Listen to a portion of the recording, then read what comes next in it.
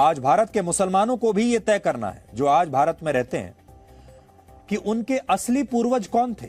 इस्लाम धर्म का उदय 7वीं शताब्दी में हुआ था और इससे पहले भारत में केवल हिंदू, जैन और बौद्ध धर्म के लोग ही रहा करते थे और कोई धर्म के लोग यहां थे नहीं।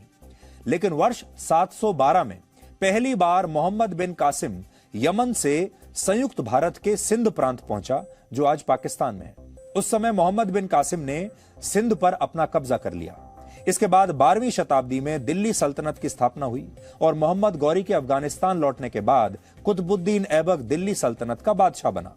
ऐबक का जन्म मध्य एशिया में तुर्की भाषा बोलने वाले एक परिवार में हुआ था, इसलिए भारत के कुछ मुसलमान खुद को शायद ऐबक का वंशज मानते होंगे। हालांकि इसके बाद दिल्ली में वर्ष 1290 में खिलजी वंश की स्थापना हुई। एक और वंश आया, खिलजी वंश, और जलालुद्दीन खिलजी के बाद अलाउद्दीन खिलजी दिल्ली का शासक बना। फिर इसके बाद तुगलक वंश आया और 1325 से 1351 तक मोहम्मद बिन तुगलक ने दिल्ली पर राज किया। वर्ष 1412 में तुगलक वंश की समाप्ति हो गई और फिर सैयद तुगलक वंश की स्थापना हुई और फिर 1451 में लोदी वंश के शासकों ने दिल्ली पर राज किया, जो अफगानिस्तान से आए थे। इसलिए आज भारत के जितने भी तमाम मुसलमान हैं, आज उन्हें हो सकता है उनमें से बहुत सारे अपने आप को लोदी वंश का भी बताते हों। लोदी वंश के बाद 1526 में मुगल भारत आए, जो तैमूर लंग के वंशज थे। तैमूर लंग मध्य एशिया का एक बड़ा मुस्लिम शासक था। मुगल काल बाबर की ताजपोशी के साथ शुरू हुआ था और उसके बाद बाबर का पुत्र हुमायूं दूसरा मुगल बादशाह बना। हुमायूं के बाद अकबर, जहांगीर, शाहजहां और औरंगजेब का शासन आया। औरंगजेब के बारे में तो आजकल आप बहुत सुन ही रहे हैं और हमारे देश में बहुत सारे मुसलमान ऐसे हैं जो औरंगजेब को ही अपना पूर्वज मानते हैं। बहादुर शाह जफर आखिरी मुगल बादशाह थे और कुछ मुसलमान हो सकता है उन्हें भी अपना पूर्वज बताते होंगे। इसलिए आज भारत के मुसलमानों को यह तय करना है, साथ ही पाकिस्तान के मुसलमानों को भी तय करना चाहिए, बांग्लादेश के मुसलमानों को भी तय करना चाहिए, क्योंकि उस जमाने में भारत, पाकिस्तान और बांग्लादेश देश एक ही साथ थे, एक ही देश था। इन सबको आज यह तय करना चाहिए कि इनके असली वंशज कौन है, लोदी हैं कि मुगल्स हैं कि और कोई है।